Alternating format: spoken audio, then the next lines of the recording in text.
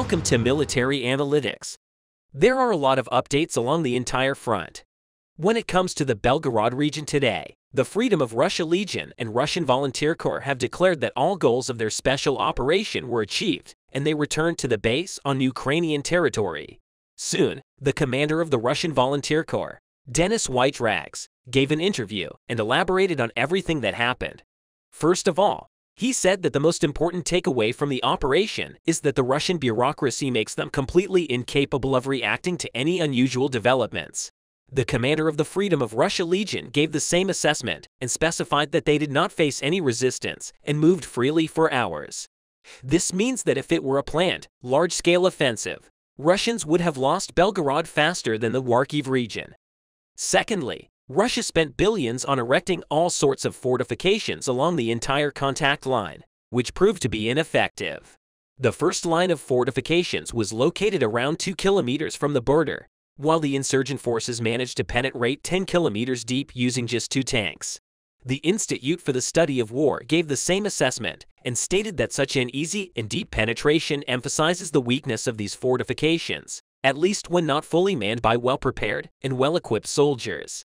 But the most important objective that these forces managed to achieve is forcing Russia to relocate their troops from the front. By the end of the second day, the insurgent forces started facing elements of unspecified motorized rifle detachments, which is why they promptly withdrew to the Belgorod region.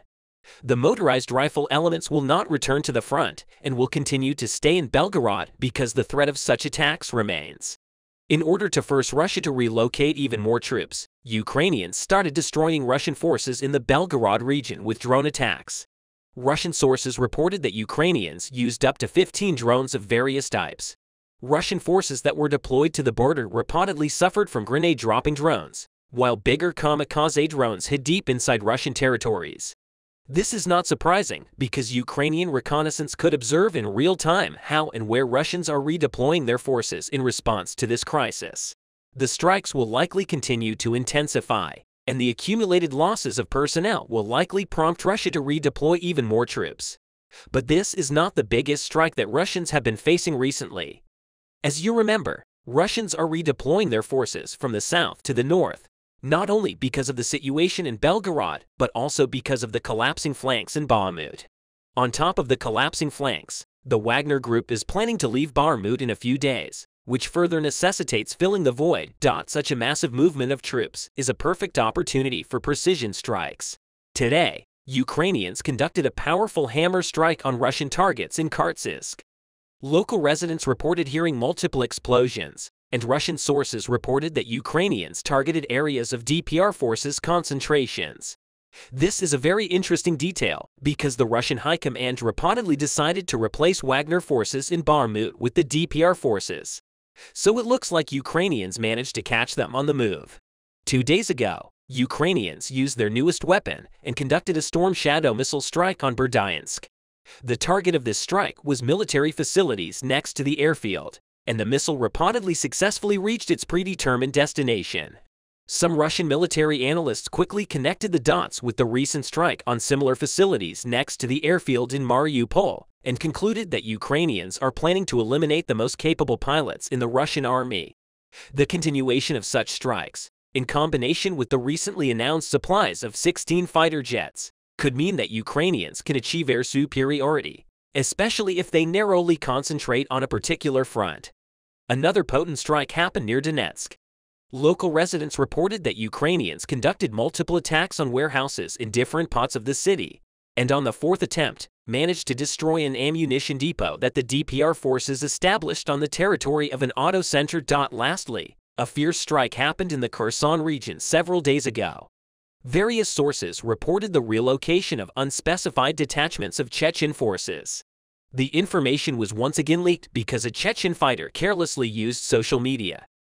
According to unconfirmed reports prior to this strike, around 100 troops arrived in Alaska on 8 trucks, 5 cars, and 9 armored fighting vehicles, which were likely the targets of the strike. Overall, Ukrainians continued destabilizing the situation on various spots of the front line by using the most versatile tactics, such as sabotage and reconnaissance activities in the north, successful counterattacks in the east, and precision strikes on command centers in the south.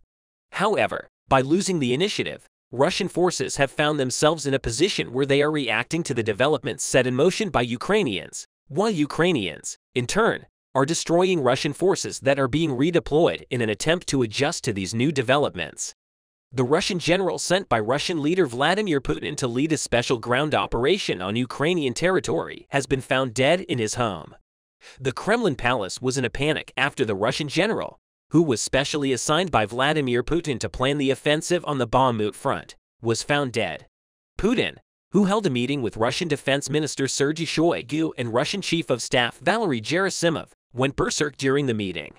The allegations that Vladimir Putin will dismiss Russian intelligence service official Sergei Naryshkin have shaken the agenda of the whole world. On the Bakhmut front, Var continues intensively. The Russian army has still not achieved the success it wants. It is estimated that if the city, which is connected to the Donetsk region, is occupied, it will become the coordination center of the Russian army. For this reason, Vladimir Putin attaches great importance to the city of Bakhmut. However, the Russian army has not been able to capture the city of Bakhmut for months. Russian General Valery Gerasimov, the commander of the Russian army, took action to organize a major land operation to occupy the city of Bakhmut with the orders he received from Vladimir Putin. This land operation was planned to be carried out by Wagner soldiers who managed to occupy the city of Soledar instead of Russian soldiers. However, before this grand operation, the Russian General Gerasimov ordered a large shipment of weapons and ammunition to be delivered to the Bakhmut front. Chief of the General Staff, Valery Gerasimov, assigned Russian General Dmitry Lisitsky to check the weapons and ammunition in the Russian ammunition depots on the Crimean Peninsula and send them to Ukrainian territory. Russian General Lisitsky was also to lead this ground operation. However, the Russian general was found dead in his home a few days before his mission. Valery Gerasimov, the chief of the Russian General Staff, was preparing a major attack on the city of Bakhmut. In order to prevent this, he decided to transfer almost all of the Wagner soldiers in the city of Soledar to the Bakhmut front for this attack. At the same time, Gerasimov was aware that a large number of ammunition and weapons were needed for these new soldiers and wanted to organize a large shipment of ammunition for this attack. When the U.S. intelligence service noticed the activity in the city of Soledar, it contacted Ukrainian government officials and informed them that the Russian army was preparing a new attack. However, the Ukrainian Defense Ministry was aware that the Russian army on the Bakhmut front had not launched a counterattack in Bakhmut for a long time due to a shortage of ammunition and weapons. Thus, a new shipment of ammunition to the Russian army would be inevitable. Ukrainian intelligence officers determined that the Russian general, Dmitry Lisitsky, was assigned for the shipment and attack plan, and the Ukrainian army took action. Ukrainian troop commanders organized a meeting and took action to neutralize the Russian general. But the Russian general had not yet set foot on Ukrainian soil. Ukrainian intelligence service officers who have been in contact with Ukrainian resistance groups for a long time contacted the leaders of the resistance organization to neutralize the Russian general. After the Ukrainian intelligence service informed the leaders of the Ukrainian resistance organizations about the location of the Russian general's house, the resistance took action to neutralize the Russian general. The resistance organizations formed a team of 6 specially trained soldiers and deployed them around the Russian general's house. The resistance organizations mobilized after dark and carried out the assassination in just 3 minutes. The 6-man team mobilized late at night, quickly entered the house of the Russian General Lisitsky, and came out within minutes. Residents alerted Russian security forces to the gunshots coming from the Russian general's house, but it was too late. Pro-Ukrainian insurgents entered the house within minutes, neutralized the Russian general, and then quickly left the area. When Russian security forces realized that it was Russian General Dmitry Lisitsky who had been killed, the Russian Defense Ministry stepped in. A large number of Russian Special Forces teams were dispatched to the area, and a large-scale search was launched when the assassins were not found. After days of search, the Russian government imposed a publication ban on the assassination of the Russian general in order not to keep this issue on the agenda any longer. According to Russian opposition officials, the moment of the assassination was recorded by street cameras. But the Russian military has forbidden its release because it knows that the footage would cause great damage to the Russian military. Russian government officials say they have yet to determine who carried out the assassination. However, a senior commander in the Russian armed forces, says that the assassination was carried out by pro-Ukrainian insurgents in the wake of recent explosions and fires within Russia's borders. The death of a senior Russian general is causing the Russian public to panic even more. The confidence of the Russian people in Putin is decreasing day by day as they start to think that Vladimir Putin is unable to ensure Russia's security. However, the loss of 2 Russian generals' lives has brought bigger problems with it. Russian leader Vladimir Putin is said to have had a nervous breakdown over the death of a senior army officer within Russia's borders. Putin allegedly held a meeting in the Kremlin Palace and invited Russian Defense Minister Sergei Shoigu, Russian General Valery Gerasimov, and Russian intelligence service official Sergei Naryshkin. It is claimed that Putin, who was very angry that the assassination of the Russian general was not detected by the Russian intelligence service in advance, said very harsh words against Sergei Naryshkin. According to information obtained from sources close to the Kremlin, Vladimir Putin may dismiss Sergei Naryshkin. The Russian army, which started to occupy Ukrainian territory on February 24 last year, has been occupying Ukrainian territory for 15 months. The Russian army, which managed to occupy Ukrainian territory quite quickly in the first months of the war, is now on the verge of a major disaster.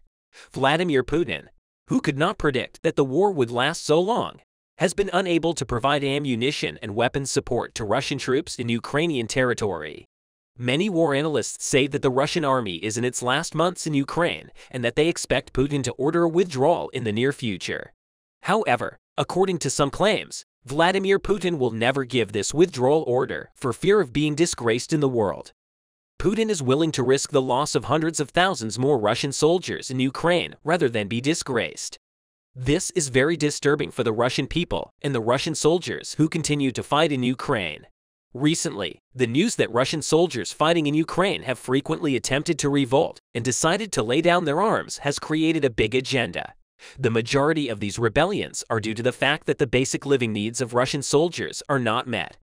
As it is known, Russian leader Vladimir Putin has declared a mobilization decision in order to include more soldiers in the army.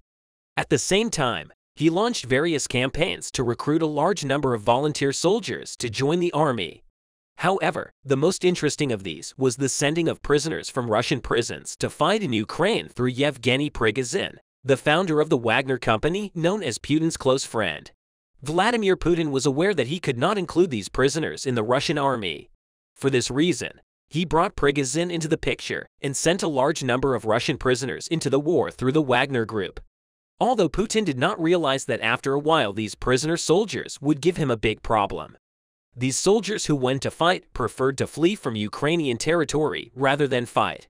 Many convicted soldiers have been caught by the Russian National Guard while fleeing. These soldiers who tried to escape are brought back to the borders of Russia and sent back to prison. We are in a period when Russian losses increased the most throughout the war. The difficult conditions in the Russian positions are increasing every day. Soldiers in the Russian forces are devastated while trying to focus on the war.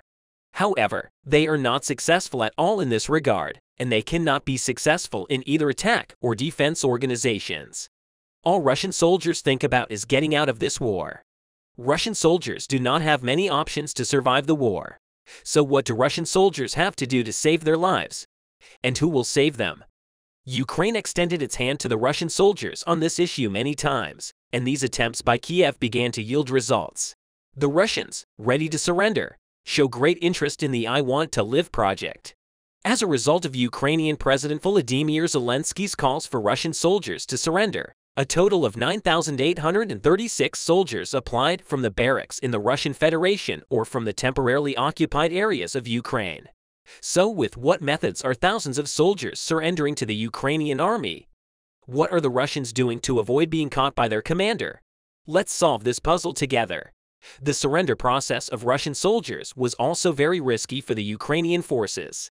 Ukrainian authorities who developed the project followed an innovative way to find a solution to this risk. Ukrainian forces received the greatest support from UAVs throughout the war in both offensive and reconnaissance missions. Use UAVs under the control of Ukrainian forces have accomplished great things. Now a new one has been added to the Unmanned Aerial Vehicle Task Pool. The Ukrainian military has launched a program to use drones in an unexpected role. This program is part of the I Want to Live project. A Russian soldier throws his gun to the ground, raises his hands, and nervously follows a path marked by a drone that will lead him to the 54th Mechanized Brigade of the Ukrainian Army. After the start of the surrender program to drones, the Ukrainian General Staff released a training video explaining how Russian soldiers can surrender to Ukrainian drone. The project is part of Ukraine's far-reaching effort to persuade Russian soldiers to give up the project. I Wanted to Live includes a hotline, a website, and a social communication channel dedicated to communicating with Russian soldiers and their families. It is not fully foreseen how much unmanned aerial vehicles will support this meaningful project. It is too early to say anything definitive on this issue. Without drones, Ukrainian soldiers would meet the Russians who wanted to surrender. Since this process will take place at a point close to the front, Ukrainian soldiers will be at great risk.